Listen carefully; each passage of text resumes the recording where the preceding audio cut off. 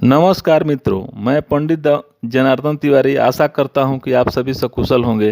वृश्चिक राशि फल नवंबर 2025 के माध्यम से हम जानेंगे कि नवंबर का महीना वृश्चिक राशि वालों के स्वास्थ्य, शिक्षा, व्यापार, व्यवसाय, नौकरी, आर्थिक पक्ष, प्रेम, विवाह, वैवाहिक जीवन, घर गृहस्थी और भूमि, भवन, वाहन आदि के लिए कैसा रहने वाला है। इसके अलावा इस माह के ग्रह गोचर के आधार पर हम आपको कुछ उपाय भी बताएंगे जिन्हें अपनाकर आप संभावित परेशानी या दुविधा का हल भी प्राप्त कर सकते हैं। तो आगे बढ़ने से पहले हमारे चैनल को सब्सक्राइब, लाइक करके कमेंट बॉक्स को जय बजरंगबली लिखकर भर दें ताकि बजरंगबली कृपा पर सदा बनी रहे। आपके करियर स्थान का स्वामी इस महीने पहले हिस्से में नीच अवस्था में द्वादश भाव में रहेंगे, जो सामान्य तौर पर अच्छी स्थिति नहीं कही जाएगी। ऐसी स्थिति में कार्य क्षेत्र में थोड़ा सा संघर्ष देखने को मिल सकता है। अलबत्ता ऐसे लोग जो घर से दूर रह रहे हैं या विदेश में रहकर कोई काम कर रहे हैं, उन्हें तुलनात्मक रूप से आसानी रह सकती है। फिर भी इस समय अवधि को कार्य क्षेत्र के दृष्टिकोण से अच्छा नहीं कहा जाएगा। व्यापार में इस अवधि में भाग दौड़ की तुलना में फायदा कम मिल सकती है। वहीं नौकरी इत्यादि में बदलाव की स्थितियां निर्मित हो सकती हैं या फिर कार्यालय का माहौल मन के मुताबिक नहीं रहेगा। 16 नवंबर के बाद स्थितियां तुलनात्मक रूप से बेहतर होते हुए प्रतीत हो रही हैं। हालांकि इस अवधि में तनाव, गुस्सा या क्षोभ की स्थितियां रह सकती हैं, लेकिन इस समय अवधि को महीने के पहले पक्ष की तुलना में बेहतर कहा जाएगा। इस अवधि में व्यापार व्यवसाय में भी तुलनात्मक रूप से आर्थिक फायदे मिल सकते हैं। साथ ही नौकरी के साथ नौकरी में स्थिरता की अनुभूति होने लग जाएगी। इसके अलावा भी स्वयं के आवेश और आवेग पर नियंत्रण रखने की सलाह हम आपको देना चाहेंगे, जिससे कार्यालय में एडजस्ट होने में आपकी आसानी हो सकेगी। आर्थिक मामले में तो इस महीने आपके लाभ भाव के स्वामी बुध ग्रह की स्थिति अधिक मजबूत नहीं है। 23 नवंबर तक बुध ग्रह आपके पहले भाव में रहेंगे और पहले भाव में बुध ग्रह की गोचर को बहुत अच्छा नहीं माना गया है। लेकिन इस महीने अनुकूल बात यह रहेगी कि 23 नवंबर तक बुध ग्रह बृहस्पति के द्वारा देखे जाएंगे और 23 नवंबर के बाद बुध ग्रह बृहस्पति की राशि में रहेंगे।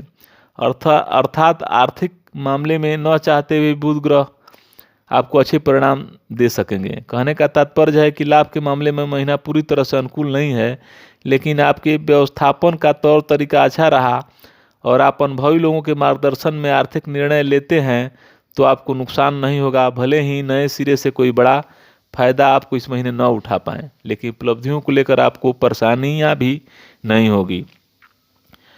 स्वास्थ्य के दृष्टिकोण से नवंबर का महीना आपको औसत या औसत से कुछ बेहतर परिणाम दे सकता है।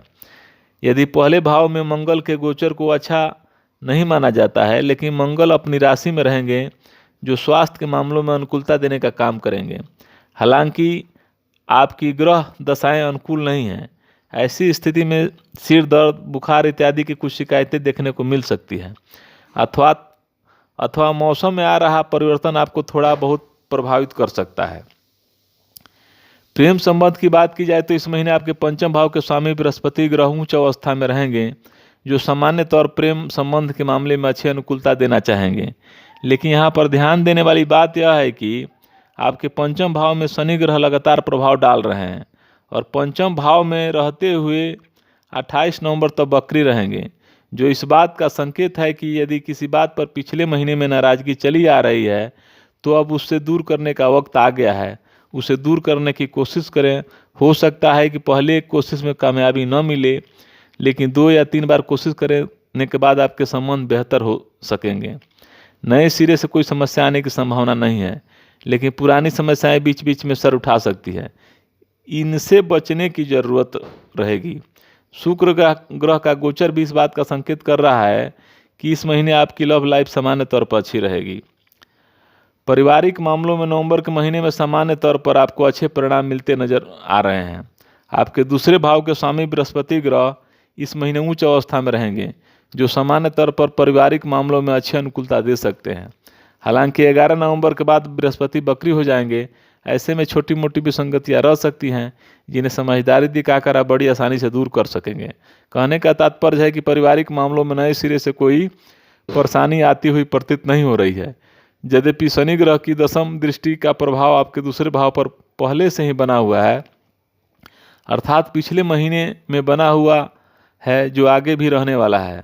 अतः छोटी मोटी विसंगतियाँ तो रह सकती है, लेकिन नए सिरे से कोई बड़ी विसंगति आती हुई प्रतीत नहीं हो रही है। आप समझदारी दिखाकर पुरानी समस्याओं को शांत करने का सामर्थ्य रखेंगे। सीधे शब्दों में कहें तो यह महीना आप पारिवारिक दृष्टिकोण से काफ़ी हद तक अच्छे परिणाम देता हुआ प्रतीत हो रहा है। अब उपाय की बात करें तो नियमित रूप से हनुमान चालीसा का पाठ करें। कम से कम इस महीने मुफ्त में कोई भी चीज़ स्वीकार न करें, चाहे वो उपहार ही क्यों न हो। सूर्य भगवान को कुमकुम मिला जल नियमित रूप से चढ़ाएं। हमें उम्मीद है कि आपको यह वीडियो पसंद आया होगा। अगर आपको कोई प्रश्न या सुझाव है तो कृपया उन्हें कमेंट में बताएं। अगर आप मेरे चैनल पर नए हैं तो कृपया सब्सक्राइब करें और बेल आइकन को दबाएं ताकि मेरे नए वीडियो के बारे में आपको पता चल सके। आपकी प्रतिक्रिया के लिए धन्यवाद।